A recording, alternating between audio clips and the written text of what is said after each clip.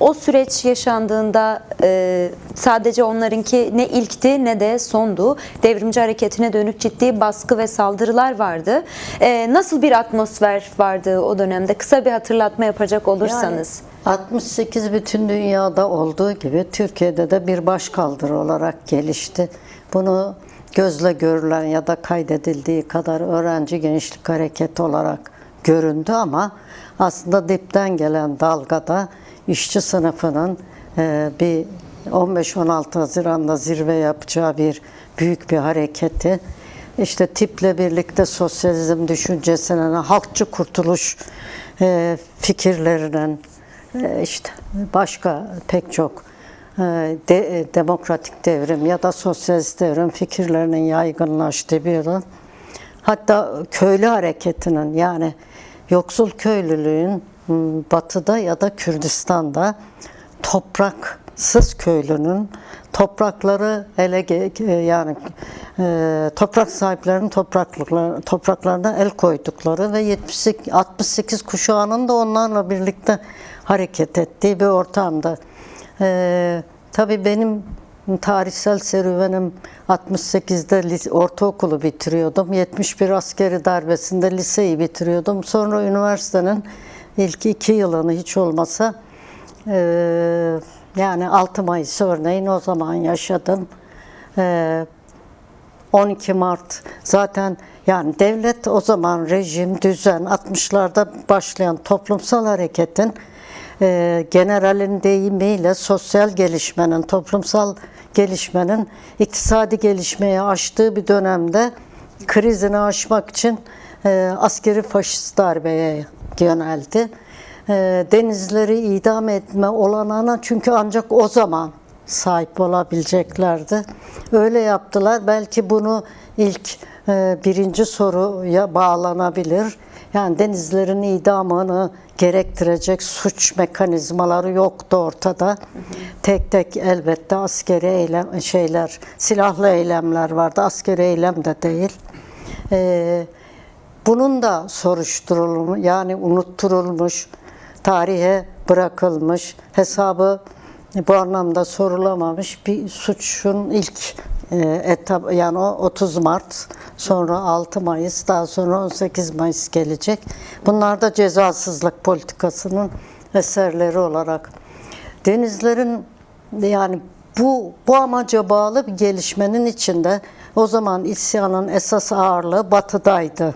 Yani Türkiye'nin işçileri, emekçileri, gençleri, Kürdistan'a da yayılan işte köylü hareketi olarak vardı ama o yüzden de o hareketin en önündekiler hani yılanın başını önceden ezeceksin. Mantığıyla. Şey vardır halkın. Bu şeydir, toplumsal gelişmeyi durdurmak için, ezmek için başları ezmeyle ilgili. Zaten o zamanki meclisinde bu oylanırken de yani Adnan Menderes'lere gönderme yaparak 3'e 3 diye tam bir intikamcı mantıkla yapıldı. CHP sosyal demokrasiyi denemek istediği zaman da onların kurtarılması, idamdan dönülmesi için önemli toplumsal hareket de oldu aslında Türkiye'de. Fakat inisiyatif şeylerin elindeydi, yani işte AP ile devam eden Adalet bir de bir Partisi'yle askeri tabii. baskı çok daha öyle, farklı yani bir... askeri darbe dönemi zaten öyle olduğu için bu alınmış bir karar infaz edildi. Yani önceden biçilmiş cezalar infaz edildi. İşin özü budur. Peki. Ama şeyi hesap edemediler tabii. Yani bir kahramanlık çağı olarak zihinlere yerleşeceğine, vicdanlara yerleşeceğine ve büyük bir devrimci atılıma kaynaklık edeceklerini, o toplumsal gelişmenin aslında sadece orada bitmeyeceğini tahmin edemediler ve büyük bir, yani bugünlere uzanan, hala 54. yılında anılan büyük bir devrimci damar, devrimci duygu, dünya çapındaki bütün o duygularla, damarlarla da birleşen ve gücü yettiğince o günkü koşu örgüt ya da diğer teşhisat şu bu el verdiği ölçüde mücadeleyi dimdik önünde götürdüler. Kürt Halk Önderi Abdullah Öcalan mücadele başladığı süreci ve bugün 50 yıla gelmiş bir direniş tarihinden söz ederken ya da o süreçleri anlatırken Mahir Çayan'dan Kürt kelimesini duyduğunda onda yarattığı sarsıcı etkiden de çok söz eder. Dolayısıyla bir kelimenin bir devrimcinin zihninde 50 yıl boyunca devam eden bir mücadele süreci var. O ilk kıvılcımı nasıl anlatırsınız? Çok merak ediyorum sizden. Şimdi öyle bir dönemi düşünün ki, yani ben liseyi bitirip üniversiteye yeni başlamıştım. Zaten o da uzun sürmedi. İlk fırsatta tutuklanıp hapse girdim. Kesintiye uğramış bir dönem. Şimdi o dönemde üniversitelerin 68 kuşağın başkaldırısıyla çok yaygın bir devrimcileşme süreci var. Bir mesela dev genç var. Yani artık neredeyse işçilerin, köylülerin böyle öncü, önder partisi gibi hareket eden bir dönem. 71'e gelene kadar. Bir de DEDAKO var. Yani hem Türkiye, Batı'da Türkiye devrimci öğrencilerin örgütlendiği Dev Genç var. Kürt öğrenciler de aslında önce orada üye. Ama sonra da Devrimci Doğu Kültür Ocakları kuruluyor. Ve her ikisinin de bir zaman öncelikle tiple ilişkileri var ama sonra bir yani süreç öyle hızlı ilerliyor ki kopuşlarla geliyor. Yani bir öğrenci hareketi olarak başlayıp sönümlenmiyor. Türkiye'nin bütün Kürdistan'ın bütün toplumsal, siyasal sorunlarının gündem eden, program eden bir harekete doğru çok hızlı ilerliyor. Bunun ilk atılımlarını yapanlar işte Mahir Çayan önderliğinde THKPC, Deniz Gezmiş önderliğinde işte 3 kişilik önder kadrosudur onlar da. TAKO'nun kuruluşu. O zaman yani çok ayrıntısına girmeyeyim, ayrıntı olur ama atladığımız yerde hani özellikle Öcalan'ın sözünü ettiği Mahir Çayan'ın bu kadrolar, bu örgütler, sonra üçüncüsü Kaypakkaya girecektir. Kaypakkaya'nın öncesi Aydınlık, o da aynı programı 3 aşağı 5 yukarı savunur ama uygulamada yoktur, gözü yoktur. Şimdi yani artık Türkiye'nin ona devrim, sosyalizm, bağımsızlık, demokrasi programına koyan ve devrim yapmaya karar veren bir 71 devrimci çıkışı var.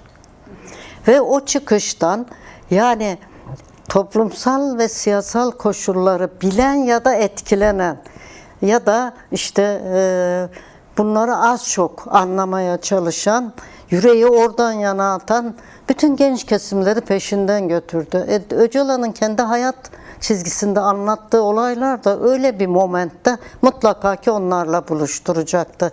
Mesela 6 Mayıs günü aslında idam olduğunda Ankara Üniversitesi'nde siyasal hukuk orada okuyor zaten. Bir bildiri dağıtılıyor 6 Mayıs'a karşı. Dağıtıcılardan biri Öcalan ve hapse giriyor. O gün bizim okulda da, benim okuduğum okulda da ki benimki İstanbul'da bizim işte öğlen yemeğini boykot eden ve resmi törende kolları kaldırıp denizler için saygıda duruşunda bulunan bir eylem yaptık biz. Yani ben tıfıllarındanım ama öyle. O eylemde bize ceza verdiler. Mesela hayatımda ilk defa ciddi ihtarı o eylemden dolayı aldım. Sonra bir grup 68 kuşağından gelen bir grup arkadaşı okuldan uzaklaştırdılar. Uzaklaştırma cezaları. Biz de öyle cezalandırıldık. Yani biraz da demek istiyorum. Yani şimdi Öcalan o hapishane dönemini de zaten yoğun bir şekilde hem dev gençlerle, THKP'lilerle, dev gençler, dedekoducular ve şeylerle, takollarla birlikte geçiriyor. Deniz Gezmiş'in son dakika Kürt ve Türk halklarının, Türk ve Kürt halklarının bağımsızlığı, kardeşliği ve bağımsızlığı sözünü dile getirmesi, orada Kürt sorununun artık bu kuşaklarda konuşulmaya başlandığı, bir inkar siyasetinin geride bırakılmaya çalıştığı o devrimci anda buna ulaşmaları mümkün değildi zaten. Elbette ulaşacaklardı ve bunun arkasını da biliyoruz ki 72'de aynı tarihlerin hemen içinde işte aydınlıktan kopan Kaypakkaya'da Kürt ulusunun bağımsızlığı, ayrılıp ayrı devlet kurma hakkı dahil bütün o programatik şeyini koymasıdır. Ayrı bir yerin olmasının nedeni de o zaten ayrı. Sömürge tezi 70. Yani orada şöyle söylemek gerekir. Burada birlikteler. Ama 70 bir devrimci hareketinin o kadrolarının, ana kadrolarının, liderlerin imhasından sonra 74'ten itibaren güçlü yeni bir devrimci akım gelişti. Yani o kesinti çok sınırlı oldu. Orada bence hapishane deneyleriyle başladı. Çünkü Kürt ve Türk devrimciler de Türkiye'li devrimciler demek gerekir. Türk-Kürt değil, Kürdistanlı ve Türkiye'li. Bu demenin doğru olduğunu düşünüyorum. Bir arada bütün hapishanelerde tartışmalar yürüttüler. Diyarbakır cezaevini, Ankara, Ulucanlar, işte İstanbul, Davutpaşa ve Bayrampaşa ana merkezlerde. Bunları ben o dönemimi cezaevinde geçirdiğim için biliyorum. Çıkışta herkes kendi yolunu yeni koşullarda çizmeye çalıştı.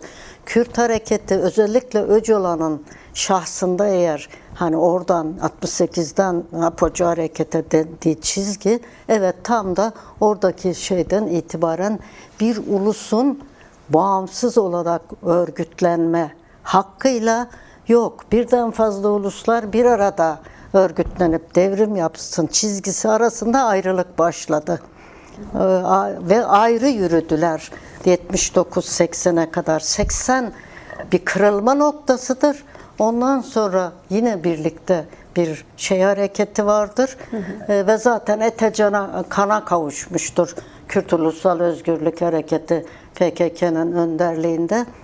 Bu sefer 12 Mart nasıl ki Batı'da işledi, 12 Eylül hem Batı'da hem Orta'da hem de Kürdistan'da büyük bir devlet şiddetine gelişirken Kürt hareketi işte iki gerilla grubunun eylemiyle büyük bir ulusal başkaldırıyı örgütlemeye girişti. Peki burada bir virgül koyalım aynı Tabii, zamanda toparlayacağız. koyalım. Süremizin de konuşacak çok fazla konu var ve sizden dinlemek istediğim çok fazla şey var ama süremiz de kısıtlı olduğu için. Kesilmeleri, kopuşları atlamadan bir sürekliliği yakalamamız daha önemli. Çünkü her biri yeni bir bilinç dönemidir, yeni bir hareket dönemidir, yeni bir sıçramadır.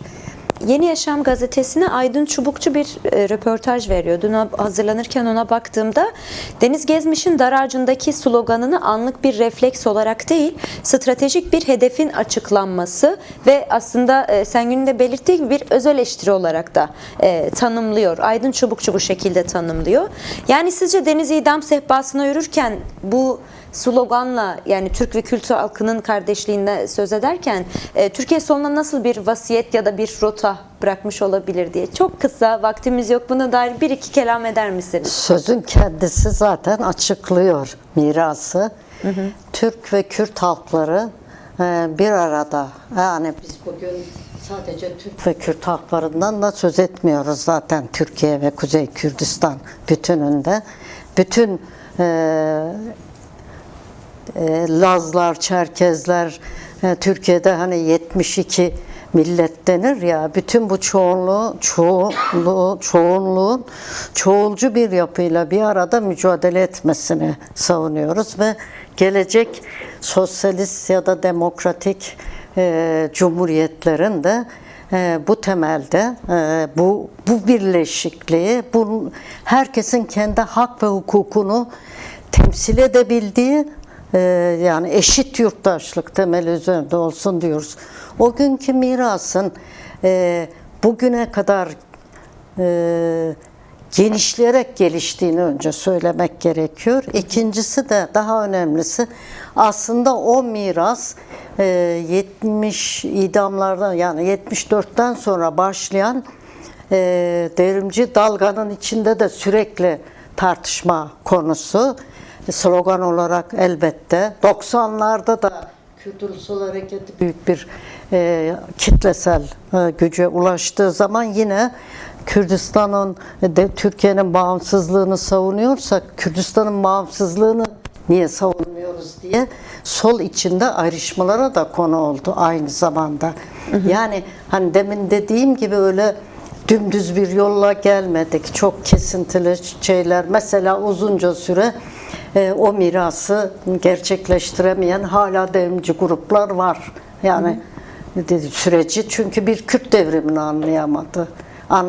onu bir devrim olarak görmeyen akımlar oldu. Bugün DEM Parti'de, yani HDP geleneğinde ve HDP kuruculuğunda gerçekleşen bu bileşke bile Türkiye'deki genel bütün devrimci dinamiklerin gerçekten o mirası sürdüren kesimler olarak ve o mirasın en öndeki devrimcileri olarak anılması gerekiyor. Şimdi bunun karşısında tabii devletin ne yaptığını herhalde bu konuşmada yer geçmeyeceğiz ama çok daha güçlü, çok güçlü hareketlerle geldi aslında dalga buraya kadar. Bugün çözüm sürecinin, barış ve demokratik toplum çözüm sürecinin gündeme gelmesi de bu geçmişteki bütün o dinamiklerin bir yerde toplanıp kendini dayatması. Ama tabii bir hakkını, hukukunu teslim etmek gerekirse başat güç bütün bu geçmiş süreçlerde 40 yıla yakın süreçte Kürt Özgürlük Hareketi'nin dinamiğidir. Ama bununla bütün devrimci mirası birleştirmek de gerçekten önemli bir